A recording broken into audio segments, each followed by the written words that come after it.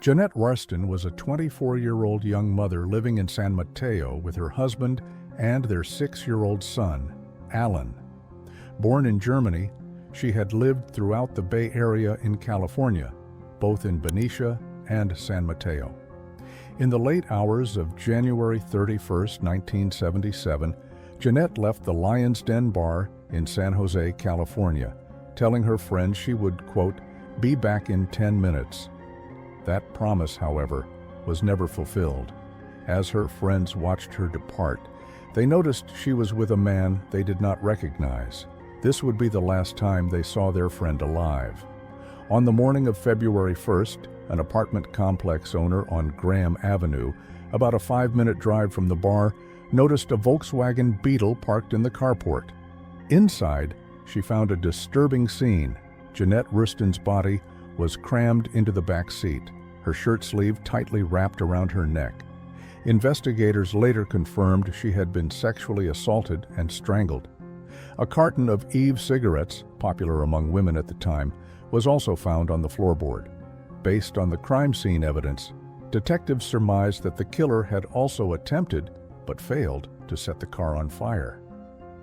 Despite a sketch of the man seen leaving the bar with Jeanette that night, and the collection of multiple fingerprints from the crime scene, the investigation quickly ran cold. The prints did not match any entries in the FBI's fingerprint database at the time, and DNA technology was still years away from becoming a forensic standard.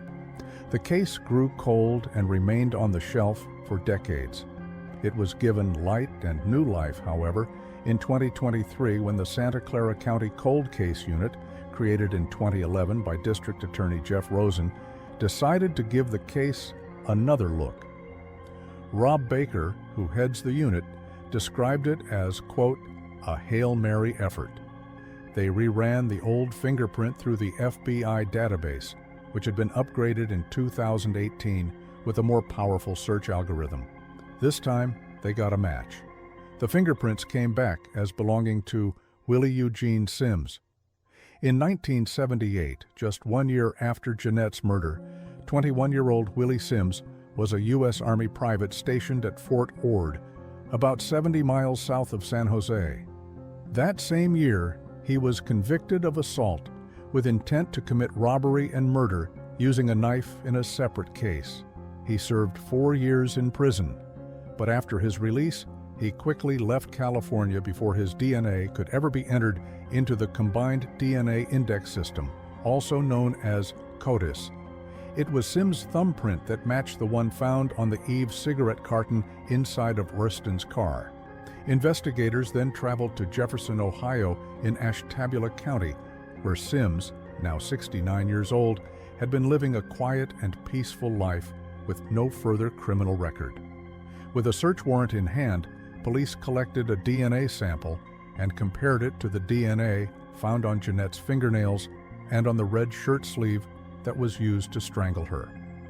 The DNA was a conclusive match. Additionally, the original police sketch from 1977 bore a striking resemblance to Sims' booking photo from his 1978 conviction. William Eugene Sims was arrested in Ohio and waived his right to fight extradition. He was brought back to Santa Clara County and arraigned in San Jose on 1 count of murder. He did not enter a plea and is being held without bail. His next court date is set for August of 2025. If convicted, Sims faces 25 years to life in prison. Jeanette Ralston's son, Alan, was just 6 years old when she was murdered. For most of his life, he had no idea that investigators were still working on the case. In May of 2024, just before his 55th birthday, his father gifted to him never-before-seen photos of his mother. Not long after, Alan received a call from a detective who informed him that they were close to solving his mother's case. Alan reflects to reporters, quote, "How do you thank someone for something like that? I mean, what a great Mother's Day gift and birthday present rolled into one. My whole life I have never even understood what Mother's Day even means." He later wrote on social media that he did not know how to process the news, but deeply appreciated the investigators' efforts. Your persistence, dedication, and devotion to me and my family is unquestionably some of the greatest form of respect and love for my mother. You have undoubtedly made a 6-year-old kid happy after all these years. On the morning of June 13, 1986, Shirley Brant, 49, was working at her office, Brant Realty Corporation, located on Northeast 18th Avenue in North Miami Beach, Florida. Shirley was a successful commercial real estate developer. She was on the phone with a client when 2 well-dressed men entered the second-story office. A temporary employee working nearby on a computer later told police that she heard Shirley scream and saw one of the men trying to wrestle the phone from her.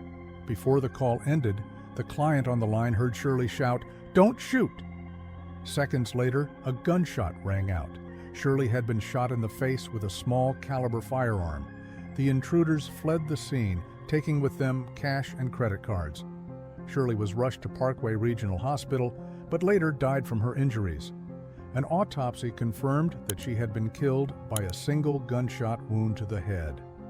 Police recovered fingerprints from the crime scene, including from the telephone found under Shirley's desk, the same phone from which she had screamed for help.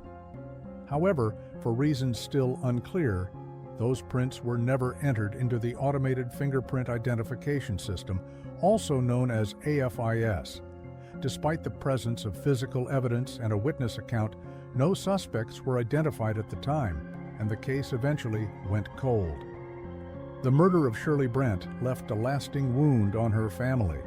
Her husband, Dr. Lawrence Brant, a respected North Miami Beach dentist, was devastated. According to his son, Dr. Stephen Brant, he never recovered from the loss. The son spoke to media and said, quote, "He missed my mom terribly, terribly. He hired a private eye to look over things and to see that everything was done." He recalls, quote, "We had a wonderful dinner at a restaurant in Gainesville." She passed away 1 week before her 50th birthday. She had said that she had seen a birthday card that said, "It's nifty to be 50." But she never made it to 50 inches. After her death, more than 600 people attended her funeral. Her husband, Dr. Brant, channeled his grief into activism, later founding the Shirley Brant Memorial Fund against Tangun crime. The case remained unsolved for decades. But in January of 2023, the North Miami Beach Police Department launched a renewed effort by forming a cold case unit to revisit old homicide investigations. 2 retired detectives, Sergeants Pam Denham and Yvette Darden, came out of retirement in order to lead the new review of Shirley Brant's case. During the review, the team discovered the fingerprints collected from the 1986 crime scene. Using modern forensic technology, the prints were finally reanalyzed and submitted into AFIS. On March 21, 2025, the Miami-Dade Sheriff's Office Crime Lab matched a fingerprint from the scene to Jeffrey Taylor, a 64-year-old man with a prior criminal history.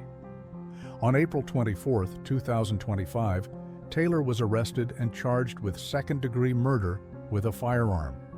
These charges, however, could turn into more serious ones, possibly that of first-degree murder or capital murder, which would open up the possibility for the death penalty. In many states, such as Florida, when a murder occurs during the course of a robbery, it is seen as a capital offense, and therefore the murderer is eligible for the death penalty. The cowardly motive behind the 1986 murder of Shirley Brant appears to have been money. According to reports, the 2 men may have donned professional clothing in order to avoid drawing attention to themselves, as they were described as, quote, "nicely dressed" by witnesses. When Shirley resisted their robbery demands, one of the men, later identified as Jeffrey Taylor, allegedly shot her at close range. The assailants then fled the scene with stolen cash and credit cards. Taylor is currently being held at Turner Guilford Knight Correctional Center and has been denied bond. Authorities say they've not ruled out the possibility that the same individuals were involved in other similar crimes around that time. At an emotional press conference held on May 9, 2025, North Miami Beach Police Chief Juan Panillos announced Taylor's arrest. Standing with him were Brant's sons and members of the cold case unit. The Brant family expressed a mix of relief, grief, and appreciation. And while Taylor has been charged, authorities are still actively searching for the second suspect who entered the office that day. If you have any information in regards to the identity or whereabouts of this second suspect, please contact the North Miami Beach Police Department tip line at area code 3059495 extension 2521. You could also call the Miami-Dade Crime Stoppers for anonymous tips at area code 305-471-TIPS. On a quiet spring morning in March of 1998, a dog walker made a horrifying discovery in a woodland near Gulliver's World theme park in Warrington, Cheshire. During his walk, he came upon a black trash bag abandoned near an oft-traveled path. Inside was the tiny, lifeless body of a newborn baby boy. Upon investigation, it was found that nobody knew where he had come from or who had left him there. He had no name nor identifying information attached to him. So the community gave him a name, Callum, after the Callans district where he had been found. For 25 years, his death remained one of the most heartbreaking and senseless, unsolved mysteries in the UK. The trash bag was first noticed on March 12, 1998, when a passerby noticed a young woman leaving the woods in distress. It was only 2 days later that the dog walker came upon it. Recalling that he was curious about the bag, he says he prodded it with a stick, which revealed the body inside. The infant had bruising to his face, head, and neck, and wads of tissue had been stuffed in his mouth. An autopsy later showed that he had been dead for at least 3 days. Forensic testing later revealed that the baby had been born healthy, with no deformities nor illnesses. A post-mortem doctor determined the cause of death was likely asphyxiation from the tissues inside the infant's mouth. But due to the decomposition and lack of witnesses, the official cause was listed as, quote, unascertained. Police launched a massive investigation. Forensic officers recovered blood on the trash bin bags, and from it, they extracted a full DNA profile of the baby's mother. But in 1998, the UK's police DNA databases were still limited. House-to-house inquiries were conducted, checks were made with hospitals, clinics, schools, and midwives. Detectives combed through supermarket records and interviewed hundreds of people, but no match was ever found. The baby's mother had seemingly vanished, likely never intending to be found. Callum was laid to rest with dignity, mourned by a community that had both never known him and never forgotten him. For decades, the case went cold. In 2021, a new cold case team began reviewing unsolved infant deaths, including Callum's. Then, in 2023, a breakthrough came from an unexpected place. A young man was arrested on an unrelated matter, and as part of standard procedure, his DNA was uploaded to the national database. A flag was raised. His genetic profile was a near match to that of baby Callum, suggesting he was likely a sibling. The match probability was staggering, 1 in 36 billion. Investigators quickly began reviewing the man's family. The man's name was Matthew Shy. Both his mother and father's DNA were collected, and when results came back, it confirmed the truth police had been chasing for over 2 decades. Joanne Shy, the man's mother, was also Callum's biological mother. Her husband, Neil Shy, was identified as the baby's father. On July 28, 2023, police arrived at the couple's home in Croxteth, Liverpool. Body cam footage shows Joanne Shy, now 55 years old, opening the door in pink pajamas, which read "Mom" across the front.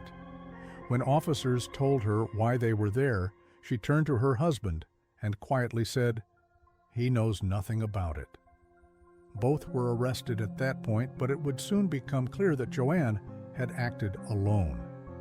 Upon being arrested for suspicion of murder, as Joanne sat in the back seat of a police car, A covert recording device captured her words, quote, "I'm not going to effing deny nothing. It is what it is, isn't it? I effing did it." Later, in formal interviews, the mother broke her silence. She explained that she had been a housing benefit officer at West Lancashire Council and had given birth to her first son, Matthew, in 1996. After his birth, Shy says she began to suffer from postpartum depression, which was never formally diagnosed nor treated. In 1997, she became pregnant again. Overwhelmed and fearful of becoming a mother a second time, she concealed the pregnancy from everyone: her husband Neil, her colleagues, her friends, and even her doctor. She wore larger clothes, kept to herself, and emotionally withdrew from everyone. She described her marriage at the time as, quote, "ships in the night," with Neil working long and inconsistent shifts. It was enough, she said, in order to keep the secret that was growing inside of her completely hidden. She recalls the birth as being a blur, the fear and depression overwhelming her. She said she had blocked out parts of the memory, but that she was the only one there and could not face raising another child. On March 11, 1998, she went into labor at home alone. In her police interview decades later, she recalled how the labor was quick and quiet.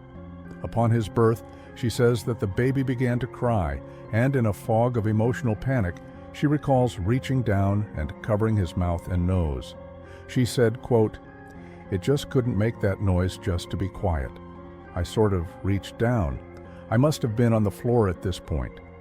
She said she did not know what to do. The noise had terrified her, and the thoughts spiraled. Afterward, she placed the newborn baby in trash bags and drove more than half an hour away to Warrington in order to leave the baby in the woods. When asked about the tissue in the baby's mouth or the bruising, she replied, quote, "No comment." She claims she did not remember the details clearly and says, quote, "It's haunting, something you think about every day. You try and push it out, but it creeps back in." Despite having her DNA on file from the trash bags, Shy had never been in trouble with the law, so no matches came up until 2023. Initially charged with murder, Shy ultimately pleaded guilty to manslaughter by diminished responsibility and concealment of birth. Two psychiatrists who examined her agreed she had been suffering from a severe depressive illness at the time, which substantially impaired her ability to make rational decisions or exercise self-control.